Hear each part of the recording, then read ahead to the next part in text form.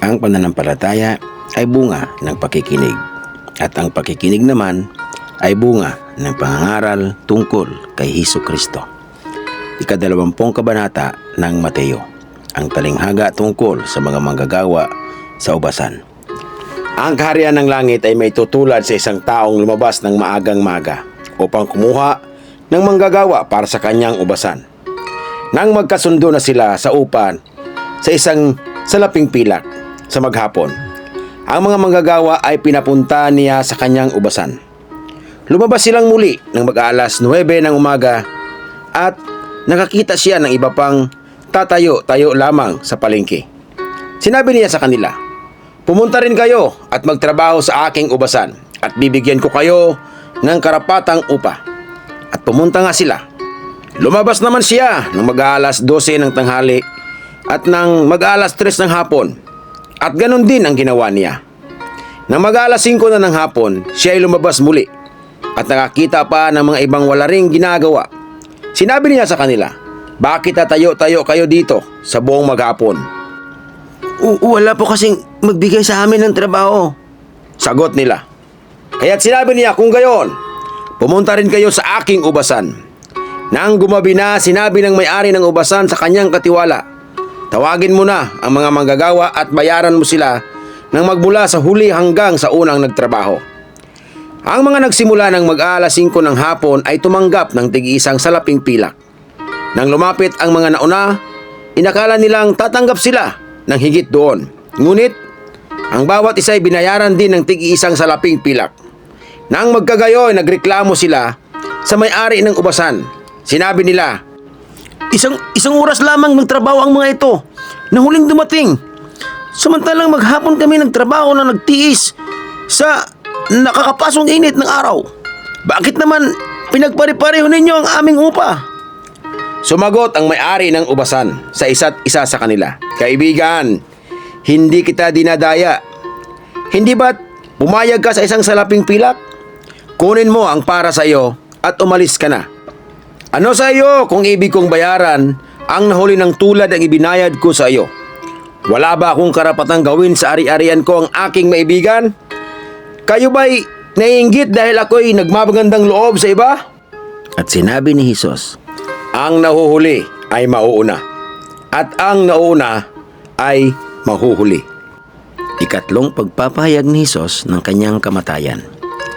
Nang nasa daan na sila, papuntang Jerusalem, ibinukod ni Jesus ang 12 alagad at sinabi sa kanila, "Pupunta tayo sa Jerusalem. Dooy ipagkakanulo ang anak ng tao sa mga punong pari at sa mga tagapagturo ng kautusan. Hahatulan siya ng kamatayan at ibibigay sa mga hintil.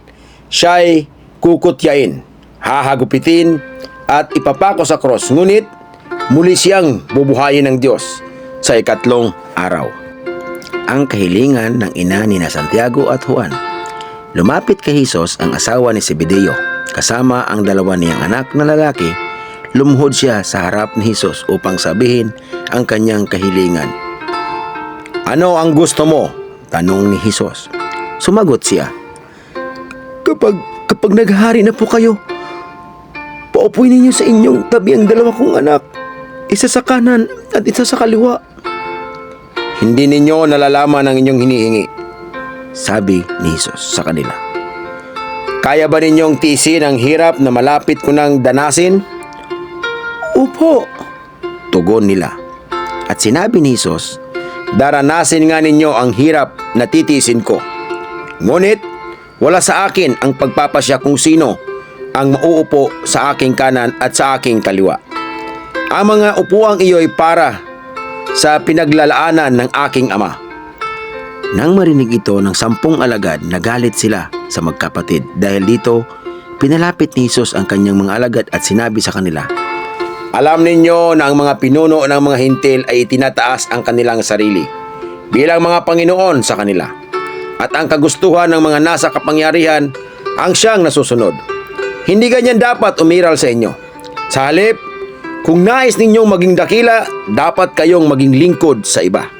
At kung sino man sa inyo ang nagnanais maging una, ay dapat maging alipin ninyo, sapagkat maging ang anak ng tao ay naparito hindi upang paglingkuran, kundi upang maglingkod at ialay ang kanyang buhay sa ikatutubos ng marami. Pinagaling ang 2 bulag.